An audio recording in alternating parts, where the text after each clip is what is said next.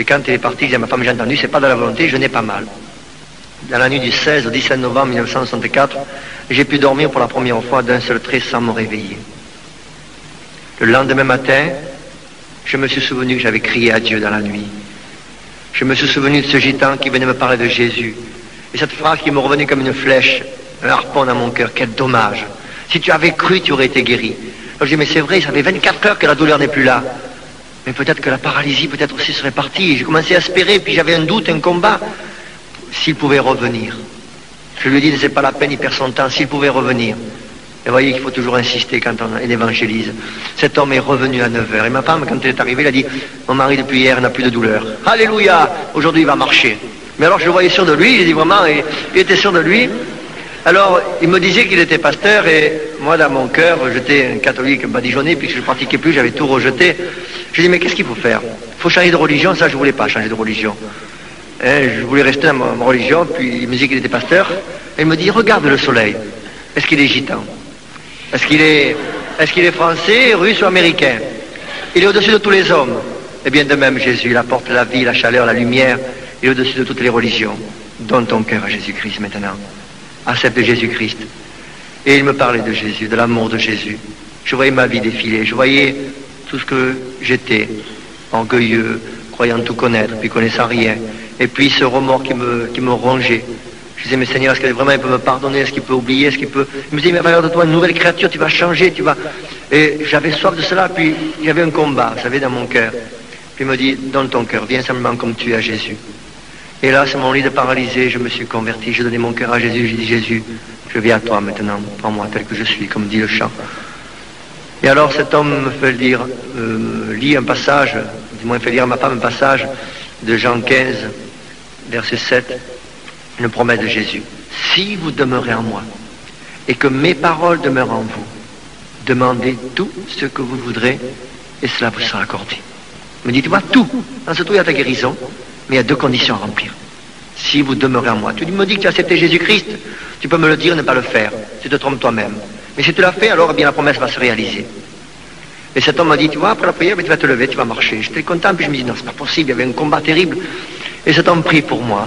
Il me disait, tu vois, je pose les mains, puisque Jésus dit de poser les mains aux malades, puis les malades seront guéris. Il pose les mains, et puis Père Céleste, prie, etc. Et je me souviens, il termine sa prière, au nom de Jésus, lève-toi et marche. Il me dit, bien maintenant, tu crois que Jésus l'a fait? Bien là, debout. Il me prend par le bras, et il m'assoit sur le lit. Je me suis assis, mais je me plie en deux. Il me dit, debout, tu es guéri. Je me suis retrouvé, je ne sais pas comment, debout, à gauche de mon lit, en train de faire cette gymnastique-là. Je n'arrivais pas à réaliser que je me pliais en deux, que j'étais plus soudé. Et puis, d'un coup, je me suis dit, mais c'est pas possible. Là, vous savez, pendant quelques minutes, j'ai cru vraiment perdre la raison. Je me suis dit, mais qu'est-ce qui m'arrive? Je dois faire un rêve, c'est un rêve, je dors. Alors je me suis pincé pour me dire, mais réveille-toi, qu'est-ce que tu fais là? Réveille-toi, sors de ton rêve. Puis une pensée a traversé mon esprit, j'ai compris. Je dois être mort. Et j'ai regardé sur ma planche s'il n'y avait pas mon corps allongé. Vous savez, c'est vraiment terrible dans des situations comme ça. Et puis je vois encore ma femme devant moi. À ce moment-là, j'ai vu, bien sûr, il n'y avait rien sur ma planche. Et devant moi, je vois ma femme avec 2 larmes sur ses joues. Puis quelque chose dans mon cœur qui me disait, mais regarde, tu n'as plus de corset, tu n'as plus de béquilles. Tu ne comprends pas que tu es guéri. Tu doutes encore. J'ai dit, quel pauvre homme je fais. Guéri, là, plus rien, et je doutais encore. Là, je me suis effondré en larmes. J'ai pleuré, ma femme pleurait, le frère gitan pleurait. Nous étions là, c'était indescriptible. Puis j'étais là, vraiment, cet événement merveilleux. Et puis il est parti, il continue à vendre son linge. Et puis toute la journée, évidemment, plus rien. Puis à 5 heures, voilà que le médecin arrive. Que faire? Faire des ennuis à ce brave gitan, je ne voulais pas qu'on entende de guérisseur. Alors, ma première idée a été de me remettre sur ma planche, sur le côté gauche. Le médecin rentre. Et il me dit, comment ça va? Je lui dis, docteur, je marche. Vous plaisantez aujourd'hui? Non, non, docteur, je ne plaisante pas, je marche. Alors il s'assoit, il croise les bras, et puis il me dit, ben alors faites-moi voir. Et là, quand il m'a vu debout, il est venu sur moi. Là, vous avez mal? Je dis, non, non, docteur. Et là, vous avez mal? Alors tournez la tête à droite, à gauche. Et puis il voulait vérifier la souplesse de la colonne vertébrale, se rendre compte vraiment si elle était encore soudée ou si elle était souple. Alors il m'a fait mettre les bras comme ceci, et il m'a pris par le haut des épaules. Il m'a soulevé pour vérifier la souplesse de la colonne vertébrale. En me soulevant, il a lâché prise, il se tenait ses reins, et puis il me disait, oh mes reins. Je ne connaissais pas assez le Seigneur pour lui parler de la guérison divine. Et je disais, vous avez mal, docteur? C'est moi le malade qui regardait votre client. Je ne sais pas ce qui s'est fait, mais enfin, ça n'a pas été bien grave, puisqu'après il s'est remis. Il m'a posé une question simplement. Est-ce que vous vous sentez de monter dans ma voiture? Je ne savais pas du tout ce qu'il voulait faire, où il voulait en venir. J'ai dit oui, je me sens absolument en pleine forme. Bon, alors je vous emmène. J'ai pris mon par-dessus. Je suis monté dans sa voiture et il m'a mené tout de suite au docteur Tessier, radiologue à Aubagne, à 8 km de là où j'habitais. Il y avait encore des clients dans la salle d'attente. Je suis passé devant tout le monde. Là, j'ai eu priorité, comme j'avais ma carte de priorité. Et il a pris des radios. Il a développé les clichés tout de suite. Et quand le médecin est sorti du laboratoire, vous savez, il était livide. Il avait l'impression qu'il avait reçu un coup de marteau sur la tête. Il était là, abasourdi, et il m'a dit, Monsieur Duc, je ne comprends pas. Qu'est-ce qui s'est passé? Vous avez une colonne vertébrale plus belle que la mienne. Je ne sais pas dans quel état était la sienne, mais il m'a dit, plus belle que la mienne.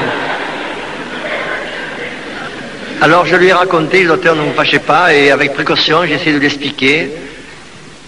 Et quand j'ai terminé, il m'a dit, Monsieur Duc, vous avez la main de Dieu sur vous. C'est un médecin qui était conseiller municipal communiste. Vous savez, pour qu'il dise ça, que c'est vraiment le Seigneur l'a touché. Et alors, je lui dis, docteur, en tant que médecin, j'aimerais savoir qu'est-ce que vous en pensez, votre point de vue, sur le plan médical. Comment vous pouvez expliquer une chose pareille? Il me dit, justement, c'est inexplicable. Votre cas n'est pas psychique, il est mécanique.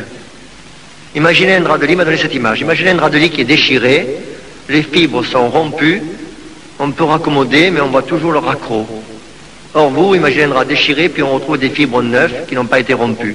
Vous avez des vertèbres comme si vous n'aviez jamais été accidenté. Normal. C'était vraiment inexplicable. On voit vraiment la puissance du Seigneur Jésus. Et croyez-moi, j'ai eu pas mal de difficultés après ma guérison. Des difficultés tout d'abord administratives. Je travaillais à la sécurité sociale. J'ai été reconnu grand invalide, irrécupérable donc. Et pour les médecins, il n'y a pas de guérison. J'avais une pension de grand invalide, 4 260 francs par trimestre, une bonne pension à l'époque.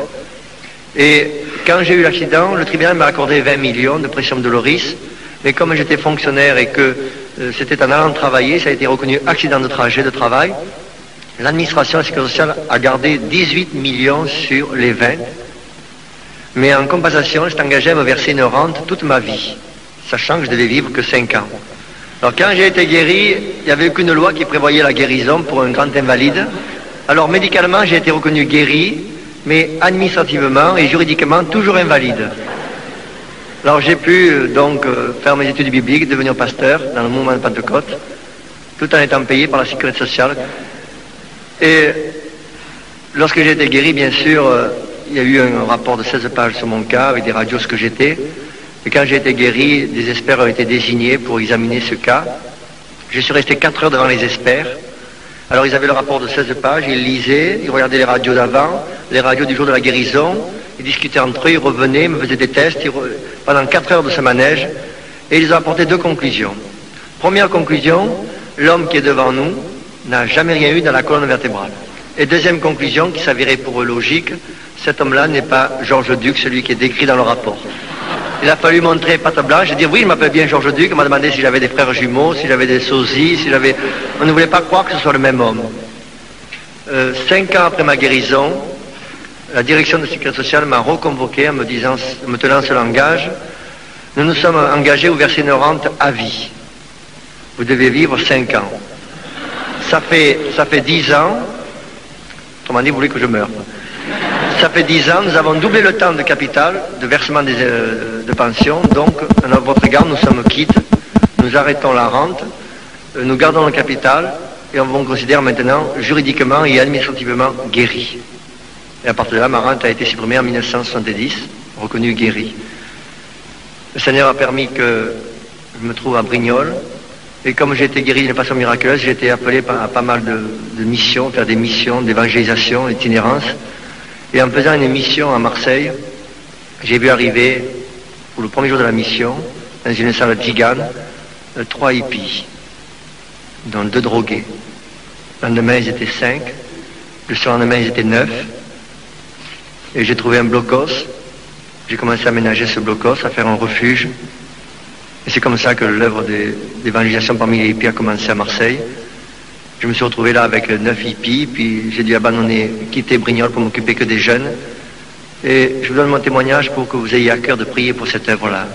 Un travail énorme. des âmes en détresse, des jeunes qui font la route, qui ne connaissent pas Christ. Et j'ai à cœur ce fardeau-là, évangélisation des hippies, des drogués.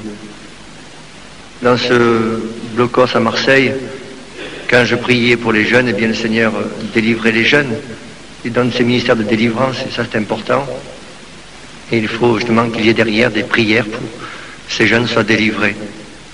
Ces jeunes qui arrivent, eh bien je leur dis, je leur donne mon témoignage, ça frappe ces jeunes-là. Ils se disent vraiment, parce que je peux dire que je suis guéri devant tous, mais quand les jeunes me voient vivre 24 heures sur 24 avec eux, le travail que je fais, porter des sacs de ciment, faire de sortes de travaux, là ils se rendent compte que vraiment ma colonne vertébrale est solide et qu'il n'y a absolument rien. Et ça frappe les jeunes de voir que le Seigneur, eh bien, fait tout à merveille, et il le fait jusqu'au bout.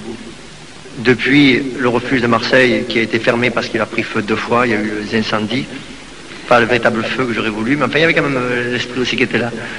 Je me suis retrouvé dans un château à la française, où j'ai ouvert un centre d'évangélisation pour les jeunes, et depuis nous avons eu de grandes joies, des jeunes qui ont été libérés, délivrés par la puissance du Saint-Esprit, des jeunes qui ont été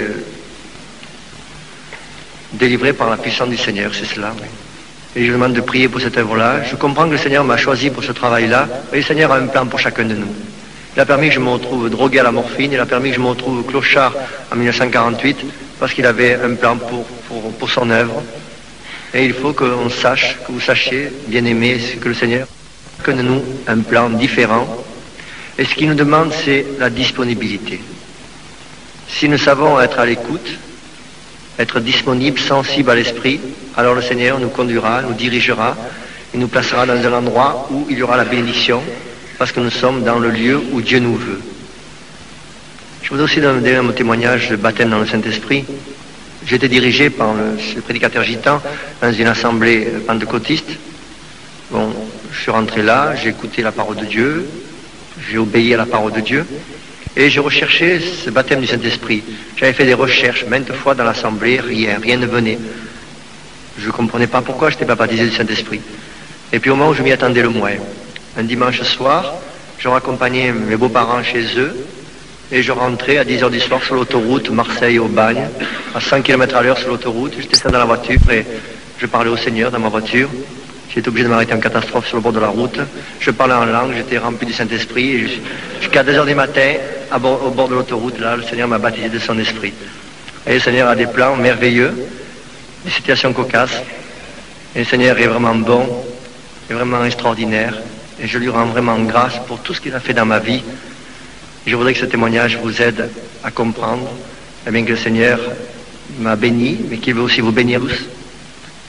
Le Seigneur est merveilleux, il est vraiment merveilleux. À lui soit toute la gloire.